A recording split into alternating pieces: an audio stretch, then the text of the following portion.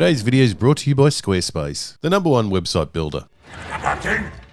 Captain! Do everything around here. So 4 episodes in, yes, halfway of the Skeleton Crew series, and I've already forgotten about it. No, don't worry. I've endured the pain so you don't have to. And fear not, the show is nothing like The Acolyte so far, which is a good and bad thing, where The Acolyte was far, far worse in every way you could possibly imagine. It had the entertaining factor of while you're watching it, you weren't believing what you were seeing. It provided hours of conversation by being so beyond what you could ever imagine.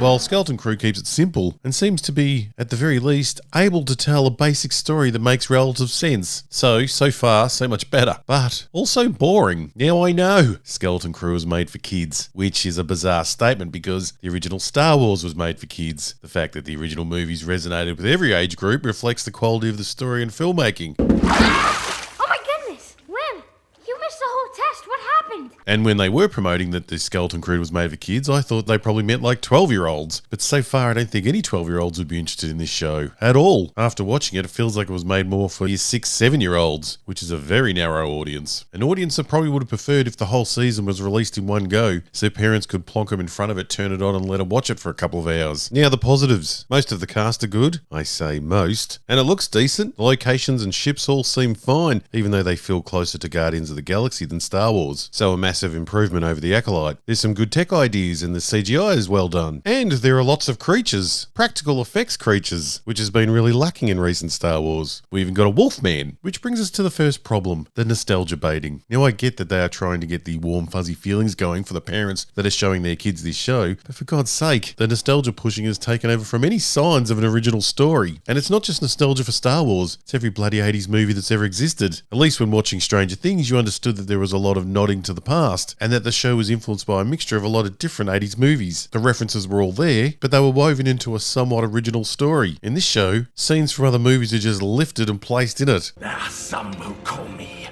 SM33.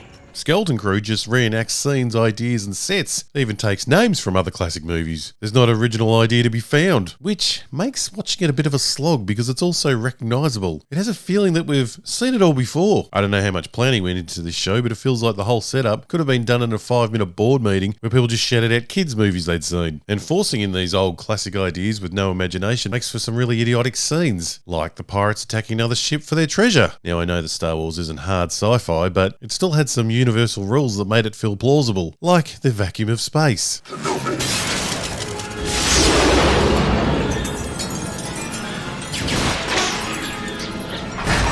Including elements like the vacuum of space, things that we understand, adds to the excitement. It anchors us into some type of reality in the fantasy universe. In other words, the stakes diminish if the storytelling allows for absolutely anything to happen with no explanation. Well, thanks to Disney, they've done their best to remove any universal rules in the Star Wars universe, like space being dangerous. And it all started with those stupid bombers in The Last Jedi, the scene that treated space like it had an atmosphere and gravity. This led to a lot of stupidity in space in the Star Wars saga, and Skeleton Crew have kept the trend alive. The series starts with a pirate ship attacking another pirate ship in the vastness of space, and forget the coolness of Vader's ship smothering Princess Leia's ship. Here we are going to come along the side, like a ship on the water, and blast massive walkway tubes into the side of another ship, and somehow form a perfect seal. Now that is already a massive stretch of the imagination, thinking that blowing several tunnel-sized holes into the side of a ship wouldn't cause it to decompress. But even if we look past that, the ship that has been turned into Swiss cheese destroys one of the huge tubes, which should cause a massive decompression of both ships. But no, they're both fine. And if you want to accept all of that, then what the hell happens to our Swiss cheese ship here when the pirate ship pulls its tubes out and leaves the huge gaping holes down the side of the ship? The second that pirate ship blasted those huge pipes into the side of that ship, they guaranteed that every single person on that ship would die. So why attack in such a cumbersome way and lose your own pirate men? Men the pirates can't afford to lose. When Vader entered Leia's ship, the fact that he could lose men without the slightest care showed the Empire Empire's might and the ruthlessness of Vader, who had millions of soldiers at his disposal. These pirates surely can't afford to lose men that easily. So why don't they just bomb the ship until they surrender? Forcing the smaller ship to surrender would have still had the pirate spirit without setting up a situation that guarantees everyone on the smaller ship is going to die within minutes from lack of oxygen once the pirate ship leaves. A bit hard to negotiate with your captors. They're already sentenced you to death. I hereby demand all pirate scum leave this vessel immediately.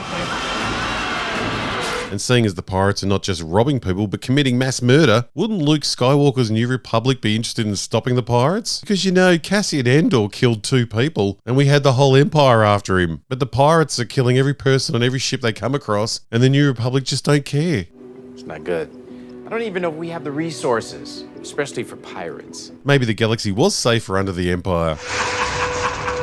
And how do the pirates capture any ships with how Disney handles hyperspace? Jumping to hyperspace used to take some planning. How long before you can make the jump to light speed? Take a few moments to get the coordinates from the Navi computer. You kidding? The rate they're gaining? Traveling through hyperspace ain't like dust and crops, boy. That way, it stalled our heroes' escape and created exciting space chases. We'll be safe enough once we make the jump to hyperspace. Besides, I know a few maneuvers. We'll lose them. But Disney has done away with all of that, and now jumping into hyperspace can be done with no planning at all, and literally just with the flick of a switch, and at any time. And apparently every ship can do it.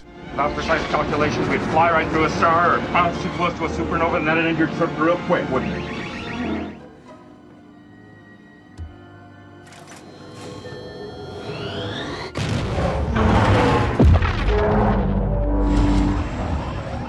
Whoa.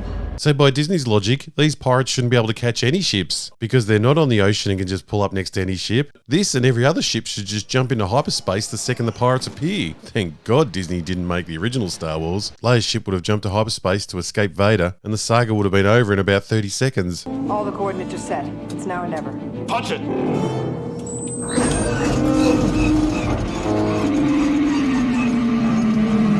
So who knows, maybe this show's going to treat hyperspace more like the original films. They also seem to be giving us back a sense of travel time. One of the biggest problems since The Force Awakens, where Rey flew to Luke's planet within seconds, is how all travel seems to be virtually instant. In this show, they actually show that time passes while traveling. They even have time to sleep while they're heading to a different planet, which thankfully gives us back a sense of size and distance in the Star Wars universe. Can you keep a secret?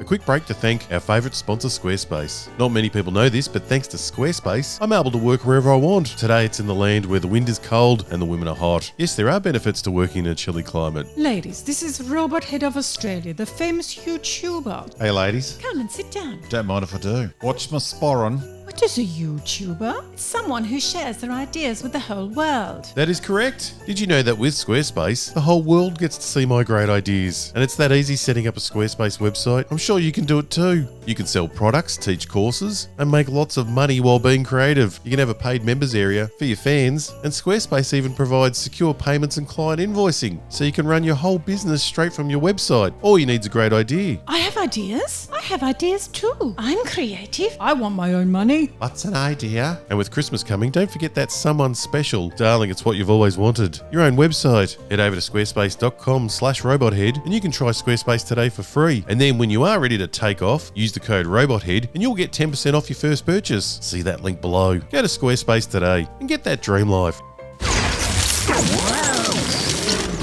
Now, I did say most of the cast were fine for a kids show, and unlike the kids in The Acolyte, these kids seem to be able to act a bit. Now, they're no Corey Feldman in his prime, but they're better than these two. On a side note, I did have a female friend come in while I was watching this show, and she asked why there were no boys in the show. I had to point out that the small child with the long curly hair was a boy. Didn't have the heart to tell my friend that his name was Wim, one letter off Wimp. And Jude Law brings his charismatic self to his role of a maybe Jedi. These shows are so much better when they hire people that can actually act, something that has been lacking in the garbage they've been producing over the last few years.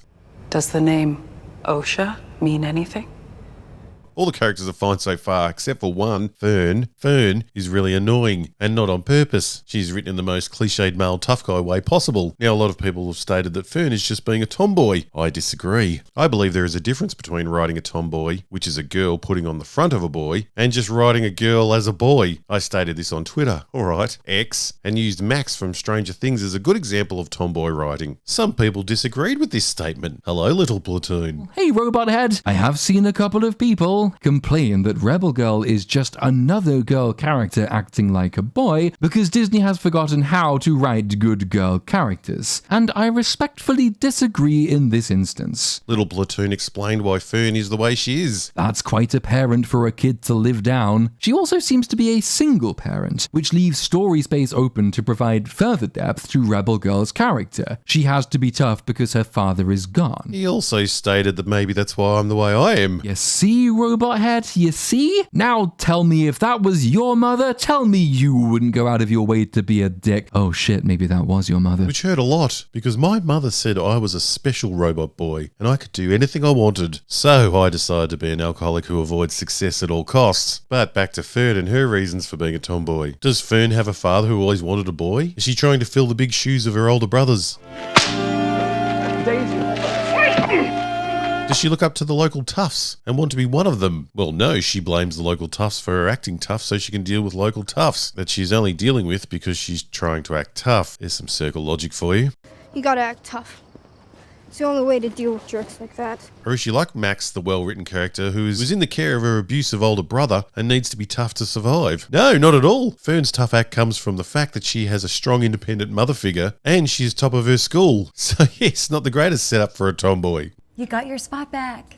Head of the class. And having a reason for her being a tomboy does not maketh the character. Meaning that even if you like Fern's tomboy setup, is she written well? Does she have the subtlety of good tomboy writing that we see in many other characters? Characters who couldn't just as easily be played by a male. No, she doesn't. She manspreads when she sits, reclines like Samuel Jackson, and regurgitates overused lines like she's some type of old-time mobster.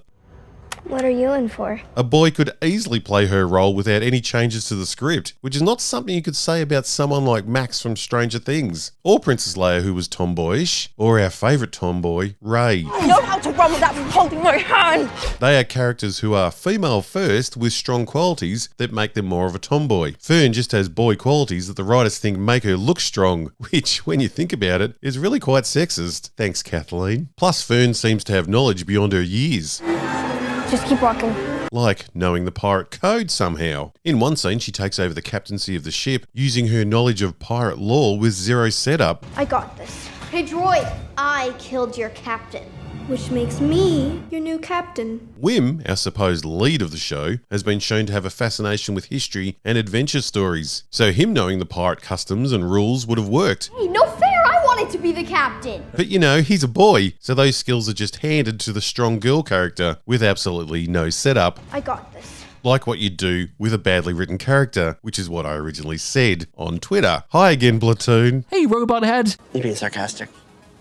Now, disclaimer, because we know that Disney weirdos are dying for evidence of child abuse, I don't for 1 second blame the kid playing Fern for any of this, because that would be ridiculous. I blame the writers and director. Someone had to tell her to sit like Samuel Jackson, and to be fair, now that I'm up to the 4th episode, Fern's coming round to being a little bit more of a rounded character. But those first 2 episodes, boy, not good. We've also been having a lot of headlines from the Disney-loving press like Star Wars' new TV show is officially breaking all the franchise rules, and that's what makes it great. Which is true, except for the part about making it great. It's nowhere close to great. It's fine if you're a kid, a simple kid. But as a fan of what I would call Star Wars, it's definitely not for me. It's breaking all the rules is the biggest problem. With its ET suburban setting and its literal pirates hats, swords and language, it doesn't feel like a galaxy far, far away at all. It feels like a Muppet special set in space. To be fair, even Muppet Star Wars was more like Star Wars than this.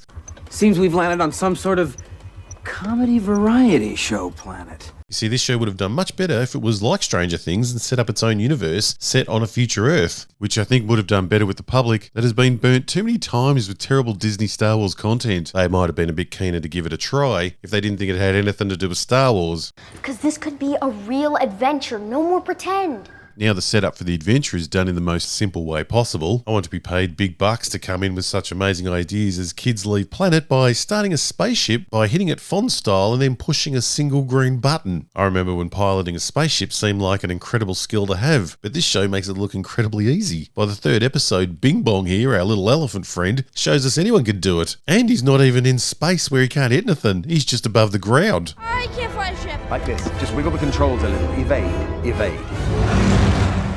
Now, even though fresh ideas are nowhere to be seen in this show, the first 2 episodes did an okay job of entertaining a younger Star Wars audience.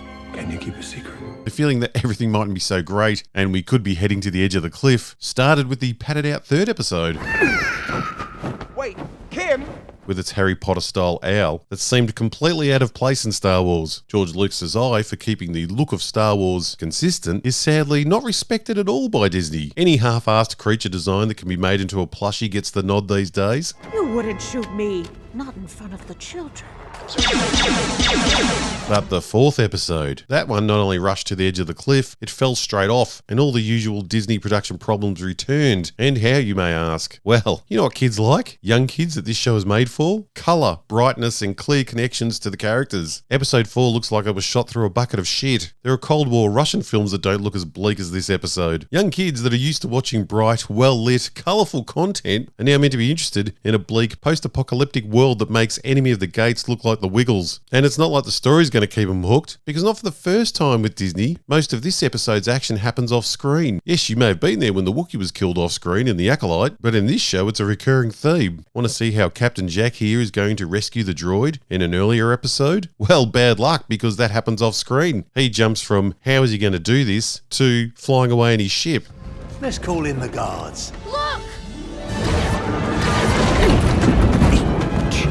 And in this episode, his capture and possible execution is all resolved off screen so he can walk in and save the day. I believe these belong to you.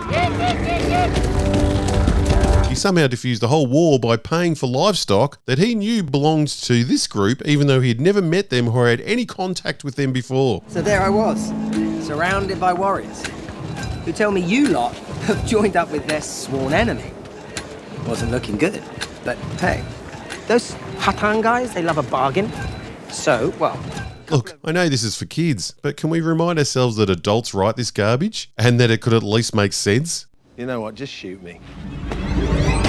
Skeleton Crew is a very inoffensive show. So far it hasn't messed with the original story and it's keeping it simple. Very simple. For very young kids. I'm sure it has some entertainment for the younger fans out there, but I have no idea what any adult will be getting out of this show. The story isn't engaging, the writing isn't engaging, and the cast aren't engaging. Skeleton Crew isn't going to hurt Star Wars, but it isn't going to save it either.